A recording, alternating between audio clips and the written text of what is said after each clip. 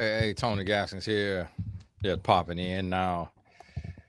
Wanting to holler at you real quick today. So I'll be doing this and doing another video, but this one won't be too long, maybe 30 minutes to get this on up. And then around 9 p.m., y'all, I'll do another one of the Pop the Balloon reviews because started that and now y'all emailing me all kind of stuff. Review this one. Like, listen, it's a lot of them. We'll get through them.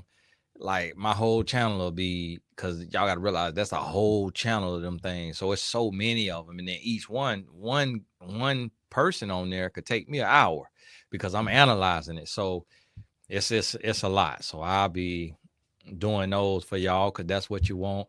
And then once we get tired of those, and y'all say, okay, Tony, we can move on to the next show. Then we'll whatever that is, Married at First Sight or what have you. Or I might do them at the same time and just have a little time for them that I do them. But I also don't know. I don't know what they, how YouTube and my channel will be able to handle it. But we'll see.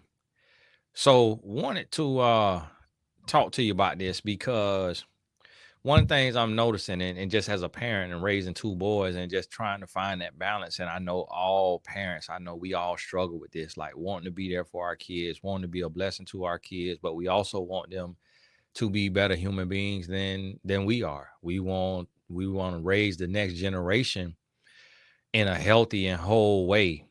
And what I'm learning is the importance of consistency.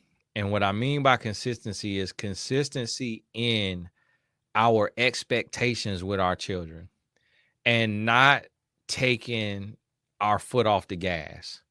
Like we have to hold our kids accountable every step of the way for everything.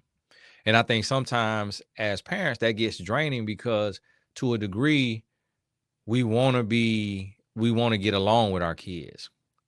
We want to be friends with our kids. And whenever we hold them accountable and we speak truth, they'll get upset. Their feelings get hurt. They may get quiet. They may get distant. And I could only imagine if you're a single parent, that could be very lonely if your only friend is giving you the cold shoulder and distant and quiet because you ask your child to clean their room, make up their bed, wash the dishes, or do something. And one of the things I'm being reminded of is that we can't worry about being our child's friend. We got to be the disciplinarian, and we got to do so with love. So when I say do so with love, essentially what that means is you're not abusing your child. But that doesn't mean you can't be strict with your child. You can't be tough on your child. You can't hold your child accountable. That's what we got to do. We got to hold our children accountable, and we got to set high expectations, and we got to make sure that they doing what they need to do. And it'll get to the point to where, we feel like we harping on every single thing. Don't do this, don't do that, don't do this, don't do that, don't do this, don't do that. But when you think about it, that's life. It's like how much, when you go through your day-to-day life, think about how many things you can't do, you should not do. Think about how many things you have to think about. So when you actually think about it, it's like, okay, I have to, this how I got to drive. This how I got to act in the store. This how I got to act in a conversation. This how I got to act at work. This how I got to dress. This how I got to talk. This how I got to behave. And so when you think about all the different things you should not do, like me and my son was in the airport and he was on his phone. So he's so into his phone, and then he look over and it's a lady on like a walking cane, and she walking up behind us, and he doesn't move. But what it was is he thought he had more room behind him than he did. And so the lady at the counter who checking us in, I know she probably, I don't know what she was thinking, because I had to like check him like 3 times. Like, son, don't do this. Son, don't do that. Son, don't do that. And it's crazy like how much you have to teach a child. Like, and you thinking about it, but then I'm realizing, I'm like, man, we getting ready to go into the world. And so I'm doing all of this, and the things that you would think would be natural, it's not natural. Like a coach was like, hey, everybody shook hands except for your son. And he did that 2 games in a row. But in his mind, he telling himself, well, I'm shorter than everybody else. I got to be a dog. I'm not out here to be friends. But the coach looking at him like he regular. So the coach looking at him like, well, you ain't shake hands.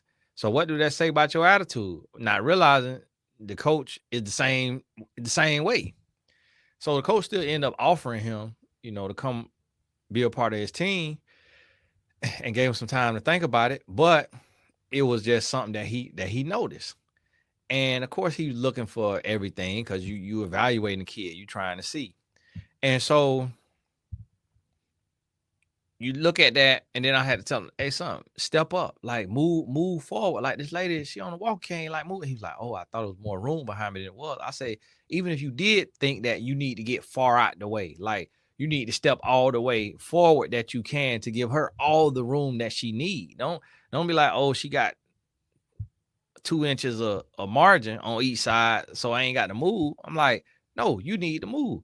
But the thing about it is we when you give your child everything, it just naturally makes them complacent. And when I say everything, that's relative. What I mean, because I'm not just talking about for me, because I know people who don't make 10% of what I make, don't make 5% of what I make, and their child has everything.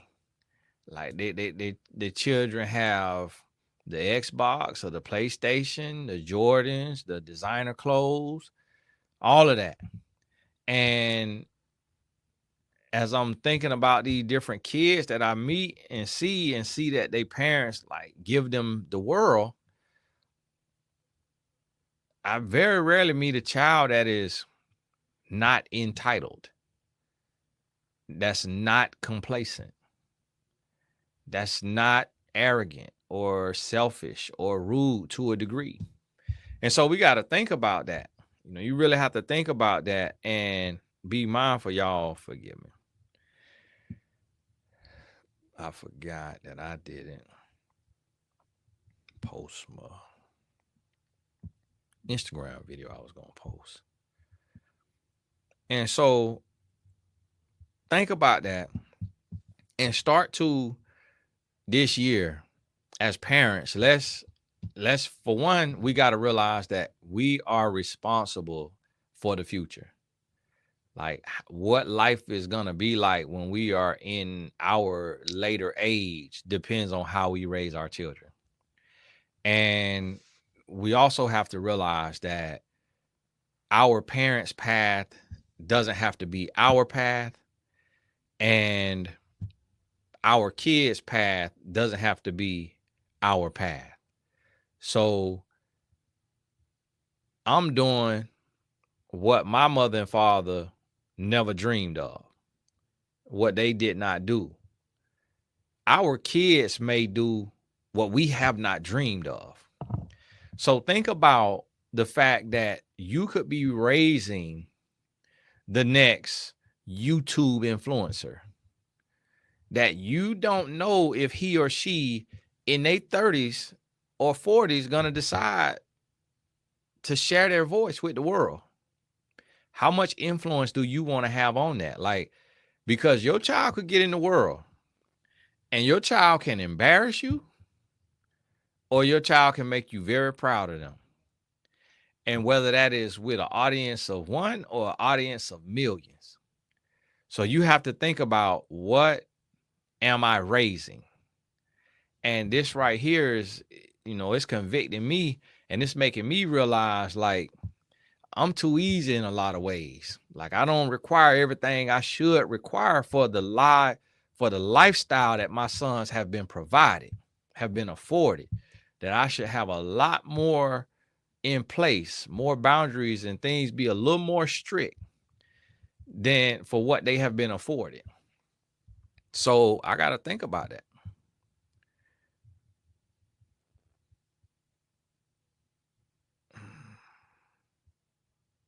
Y'all gotta forgive me. My dad will text me. Y'all gotta forgive me. And so think on that and really start to put that structure in place. And here's the thing. What you got to ask yourself is like, okay, where am I operating from? And if you're operating from love, then you're operating from the right place. If you say, I'm doing this because I love my child and I want my child to be prepared for the world. I want my child to be able to make the right decisions. I want my child to have wisdom, knowledge, and understanding. I want my child to have manners and etiquette. And I want my child to be a good person. So that's why I'm doing this. If you really get to the root and you say, I'm doing this because my mama did this to me, that's the wrong answer. If you say, I'm doing this because my daddy did this to me, wrong answer. If you say, I'm only doing 50% of what my parents did to me, like my parents whooped me with an extension cord, I'm only whooping with a shoestring, a belt, wrong answer. You have to operate from love. And we're going to have to get crunk sometimes. You're going to have to be strict and all of that, but you got to make sure the lesson that you're teaching. So never should we beat. It's one thing to spank, to chastise. Never should we beat our child. Like physically trying to squabble. Like really trying to fight, unless our child get beside themselves. Your child get beside himself or herself and come at you, trying to like attack you. And now you got to put them hands on them to let them know this not what you want. And you better stay in the child's place. That's different, because you're going to have some kids who get so beside themselves that they may try that. My sons would never try that. But if they did, I wouldn't close fists, knock them out, but I probably jack him up by his neck and body slam him, which could have even worse implications. And I'm not worried about DCF and all of that. Like, because these people will kill your child in the middle of the street, will slaughter your child at gunpoint unarmed. So you can't let nobody tell you how to raise your child, because you raising your child the right way and raising your child effectively, that can save your child's life. Because if you teach your child how to respond to authority and how to handle authority, how to be humble, how to be obedient, how to be respectful, and your child understands that, when your child go into the world, you won't have to worry about he or she losing their life to a police officer because they got beside themselves, because you already taught them what is and isn't acceptable when you dealing with authority figures. And it is much better to have to put a belt on the behind or a comb or a brush in the hand. My daddy, the little wood stick that you stir the paint with from Home Depot, is real thin. He used to use that and just right in the palm of the hand. And then the plastic comb, the thick plastic comb that women use to comb their hair, he used to use that right in the palm of the hand. And then the wood brush that we brush our hair with, the back of that wood, right in the palm of the hand. Boop. And then when he would whoop, like give me a whooping on my behind, it would be with a belt, like a leather belt. But I have my clothes on. And when I was younger, he used to have me lay across his lap and get either the little wood paint stir or the wood brush or the belt, and just right down that fanny. Hat. I typically got about 3, but even with that, I still went to jail in the 9th grade. I still became a drug dealer at 18. I still was a thief in the 12th grade, still was a thief in college, robbing stores, stealing clothes, running out the store with all the clothes on my shoulder. And we used to call it hitting a lick. And that was a thing that we did in Central Florida. And all my homeboys, like the little thugs and stuff, used to break in the stores or walk in the stores, put a bunch of stuff on your shoulder. Sports Authority was the hit in Polk County because they had all the jerseys. Go in Sports Authority. So now when you go into the sporting goods store, they have that cable, that like wire cable going through all the jerseys, and then it hooks and it locks. And when you want to get one, they got to come unlock it. And the same thing like in Walmart and all of that, that's because unfortunately, it was majority black kids. You had some Hispanics in there too. You rarely seen whites doing it because it was mostly kids who was raising themselves. And then the other kids who would do it was those of us who wanted to fit in with the kids who was raising themselves. And some of the kids who was hitting these licks, they mama or they daddy hit licks too. And so it was just a generational thing.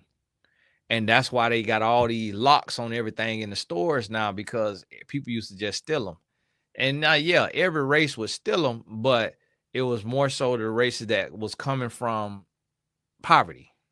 I mean, rightfully so. Like, what reason you have to steal? You live in a $250,000, $350,000 house, and you got a car, you got clothes, you got a credit card. And, I remember stealing this boy wallet when I was a kid. Stole the little white boy wallet, and he had left, and I picked it up and kept it. And I opened the wallet, and it was like, I can't remember it, $100 or $200, and the kid was like probably in the 6th grade. I'm like, what the hell? Well, y'all moving different. And then my homeboys, black males, came from the public school, and all of the white girls had fossil watches. So they would just go to dance class, go to cheerleading, take their fossil watch off and just leave it on the table. And they literally would leave it there. Like, they would forget it there. And these watches were like $100. And we ain't had no fossil watches. They had Apple laptops, all kind of laptops and all that. So when these guys started coming to the school, everybody was leaving their book bag on the sidewalk and go to class, and just book bag be sitting right there on the sidewalk because they had this ecosystem. But when the black male athletes started transferring into the school, everybody started getting raided. They started stealing the girls' purses, stealing the girls' watches. I wasn't doing all that now. If I found something, I'm likely to keep it. But stealing, I wasn't stealing. And stealing all the watches, stealing all the purses. My homeboy stole one girl purse, came in the bathroom. I was in the bathroom with him. We going through the purse. She had a little Ziploc bag of cocaine in the purse. Little white girl. She probably was in 9th, 10th grade. I'm like, do this child mama know that all the money she giving her, this child and connected with one of these public school or one of these other kids, and she literally got cocaine in her purse, and she going to the bathroom snorting powder? It was a good thing we stole that purse. We saved her life. She probably not hooked on crack today because me and my homeboy stole that purse. And so this, what I'm trying to say is, like, I couldn't watch PG-13 until I was 13. Could never watch rated R. Couldn't watch Martin, the TV show, Martin Lawrence. Couldn't watch his show. Couldn't watch no TV like that. Tales from the Crypt. Couldn't watch none of that. And still became a womanizer, a thief, and a drug dealer. So I say that to say, and don't misconstrue that now. Don't say, oh, that's because your parents were too strict. That's why you did all that. No. The people whose parents was not strict, they did a lot worse. Like, they were strung out on drugs. I've never smoked anything. Never smoked anything. I've never been drunk. Never been belligerent. Oh, belligerent drunk. Never. And so I say that to say, the people who raise themselves, no, my homeboys who raised themselves, they either got strung out on something, got completely hooked on some type of addiction, or they went to prison. So don't misconstrue this thing of, oh, the people who parents are real strict wild out the most. That's not true. It's just the other people been wilding out their whole life, so they do it and it's spread out, so they don't have to do it so much at one time. But you spare the rod, you spoil the child, and you got to train your child up. So what I really needed, I needed more structure. I needed more discipline. I needed more consequences. Because do you know the men that I see who have my athletic ability, who were raised with more discipline and more structure, they all go pro. There are NFL players, there were NFL running backs who they couldn't have held my jock strap in high school. I was that much more athletic. I wouldn't have let them tie my shoe. It's NFL players. Some of them I know personally. Didn't have my vision, didn't have my speed, didn't have my ability, but they went to the NFL. And the reason why is because they had structure and they had discipline. One of the guys I talked to that I know personally, he said he was doing 1,000 push-ups, 1,000 sit-ups a day. I say, what the world? 1,000 push-ups, 1,000 sit-ups. Listen, when I get off this video, I'm gonna get me some push-ups in just because of that. Because I'm like, them push-ups pay off. Get down right now. While you listen to this, if you at the house and do a push-up and then do a sit-up and see how that feel. And now set a goal to do some of that every single day. And then make your child do that.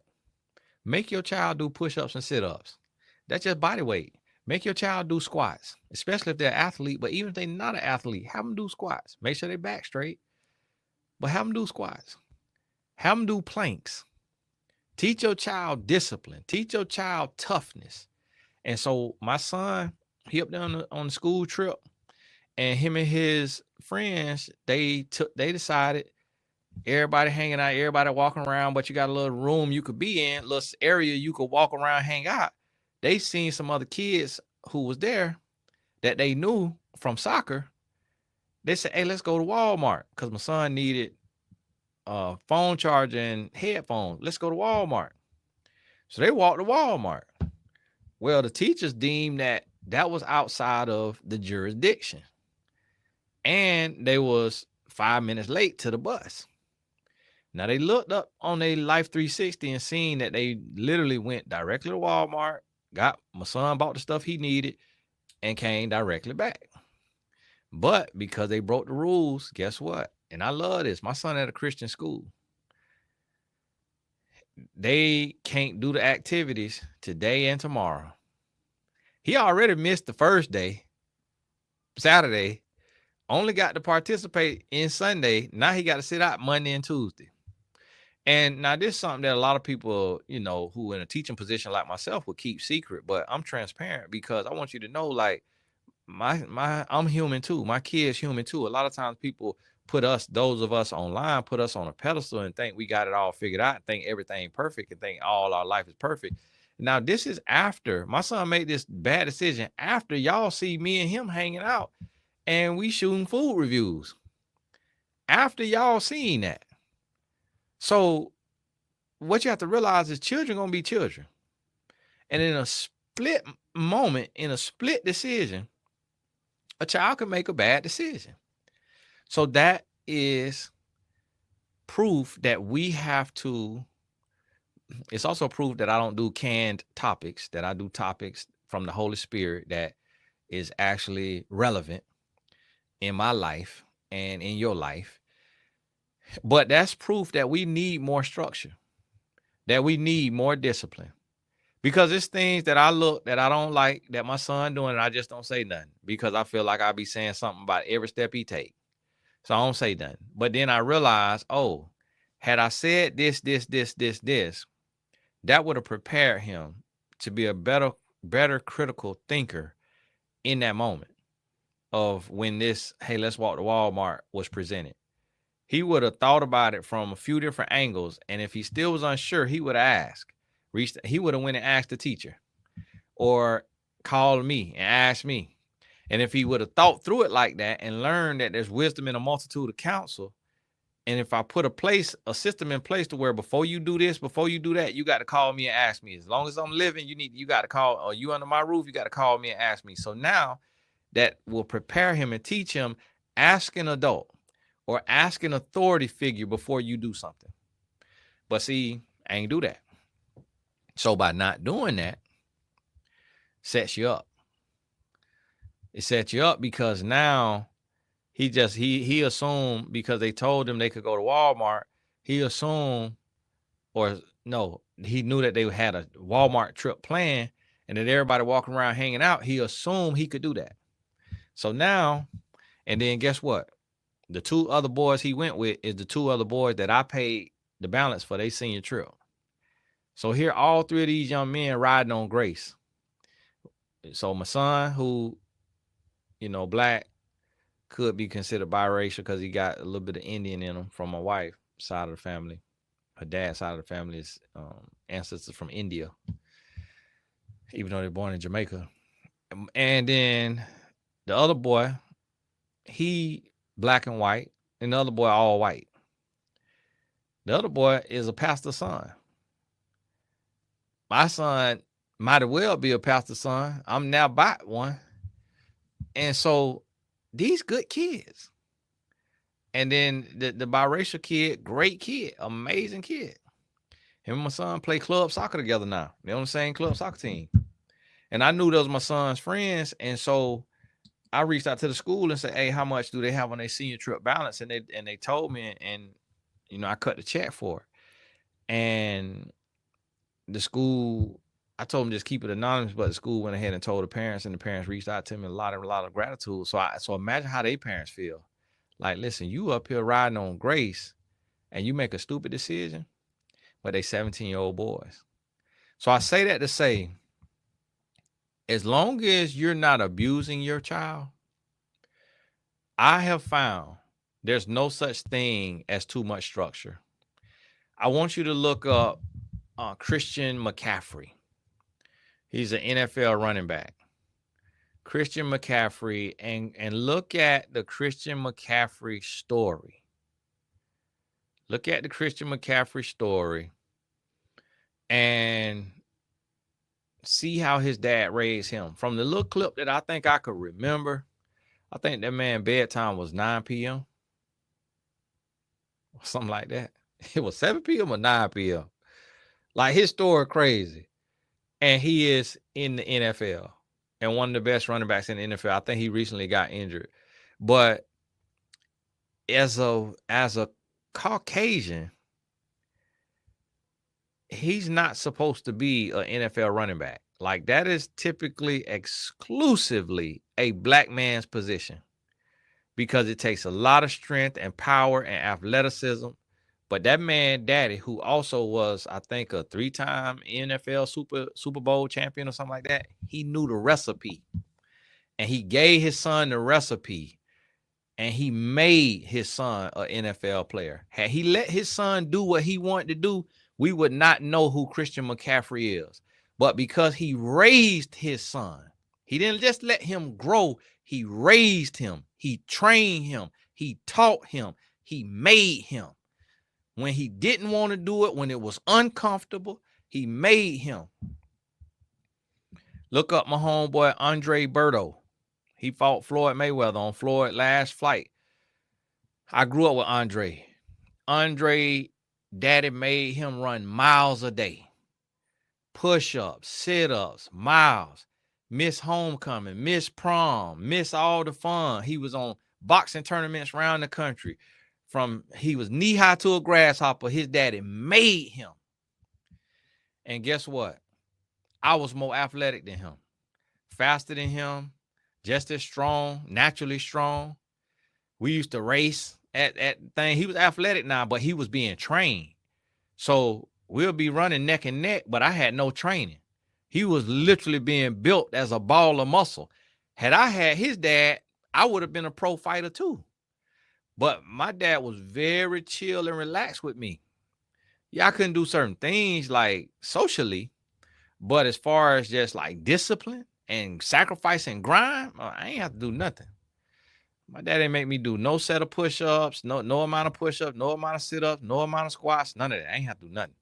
But guess what I just realized? I got a little bit more time with my son. I wish I would have started earlier. Now I'm finna start my younger son. When they come home from school, I'm canceling my coaching calls. I'm moving it, and I'm gonna meet them home at school. And when they get home from school, I'm finna put them through a 15-minute circuit every day. But that 15 minutes gonna be the hardest 15 minutes of their life. And they're gonna be hurting before practice, but go to practice hurt. Because I don't care about that. I don't care about all that right there. And actually go to practice warmed up and push through.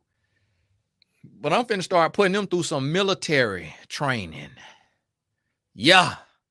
Because I realized these kids today is too soft.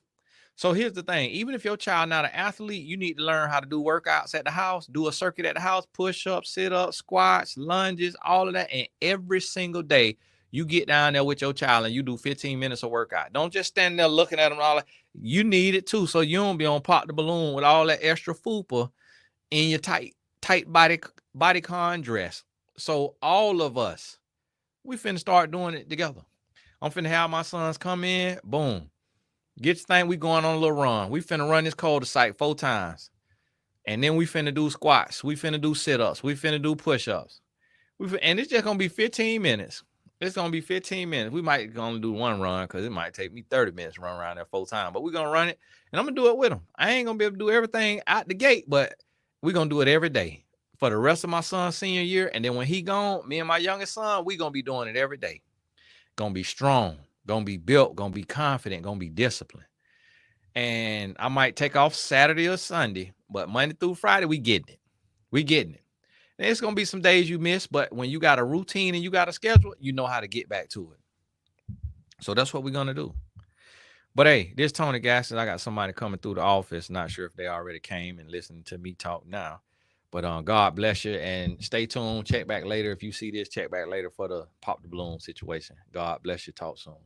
Oh, link in the description. Shout out. Let me give a few shout outs here that I seen, because I don't know if it'll show all of them. But Valerie Hurd, God bless you. 8:12 a.m. this morning, she made a donation. That's amazing. Amazing. Nicolette, Shanice, Natasha, God bless you. Melanie, Glenda, Stephanie, Shalonda, Tamiko, God bless you. Amber Rose, God bless you. Bethany Ann, Desiree, thank you. Marilena, Star, Victoria, Asia, Carrie, Christine, Angie, Terrielle. Now, I don't see now man in here. It's men watching now. And we building men this summer. And the men ain't even support. Come on now, fellas. Got to do better. Brittany, Haley or Hallie, Karen, Michelle. And Michelle signed up for a monthly. Thank you. Tasha, Ellen, SK, Camila, Lori, Faith. God bless you. Adriana, I think we probably around 50 or 60 supporters.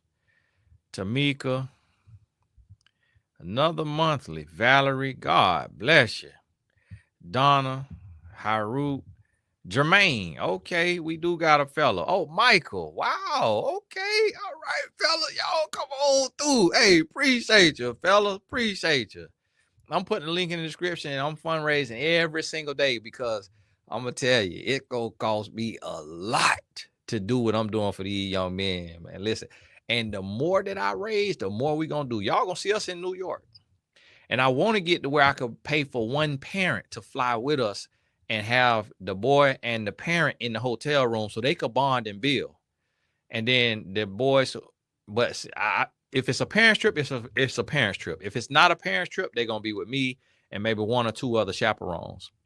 New York, Arizona, but they learning business credit, personal credit. See, me, I be in business, I had to learn everything the hard way. Taxes and all that, gotta learn everything the hard way. I want to teach from my mistakes so that they are ahead. Brandy, Becky, some of these people are offering services. Not everybody is a donation. Some of them they offering their service. Tiffany, God bless you. Jada, Ashley, Christy, Glenda, Sharon, God bless y'all. Anaya, Michelle, Anaya, shout out to Anaya. Cause she also, some of these names are recognized as my clients. God bless you, Anaya. Michelle, Jamila. I think that's when it started. Nope. Nicole, God bless you. Is this a monthly? Constance, God bless you. Constance be showing out. Deshane or Deshane, Jasmine, Sherry. Look at God. Shariah, Shakira, Lagenia, Christina. That's the beginning of it. So let's see who was first. Christina Julian, December 26th. Christina, God bless you for your donation of $50. You have been awarded any online course you want. Life coach certification is included. Email in to support@tonygaskins.com. Thank you. Now, I won't always get time to do all of that just because, video sake of time. But I just want to take that moment and say thank you. And every time that I get to get on my phone, I'm going to go through and say thank you. The link is in the description. Y'all going to see what we do. We're going to have a YouTube channel for the team, for the basketball team portion of it. But in the classes and the trainings, we're going to do those. Some of the stuff will be on Zoom. So y'all will be invited. Your sons will be invited to the Zoom things. And the purpose of raising funds is so that this stuff is free. So for you, and that way it may be certain things that are like $5, $10 classes as a fundraiser, but 90% of stuff is going to be free. And that's why I'm raising the funds. And with the way the government work with a nonprofit, if you raise 50,000 or less, you just fill out your form online. When you cross that 50,000 in raising, that's when you got to file and track everything and all of that. But nonprofits, the books and everything, how everything is used is public. So at the end of each year, you will see how the funds were used. That's public knowledge. That's a nonprofit. So that's where that this right here, this above board. We ain't even getting into what everything is to bless a family. Everything is to bless a kid or to bless their family. Even if that's groceries, if that's clothes, if that's paying rent, if that's helping the kid get school clothes, whatever, everything is to help somebody else. So I want you to realize and understand that. Now, we will eventually one day have staff, Lord willing. And when we get to the point to where donations are consistent or we get a big enough grant, then I will poll the Blessed Tribe and Patreon first, because those are monthly contributors to the channel, to my ministry. I'll poll there first for the job openings. But that's a long ways away. Hopefully it's not too long away. But we got to cross 12 months of being in existence before we really could start to apply for grants. But if we get us a good grant eventually, so if you're a grant writer or know a grant writer, be thinking about it. But then if I could get some companies and corporations locked in too, that's going to be a blessing. But hey, God bless you. We'll talk soon.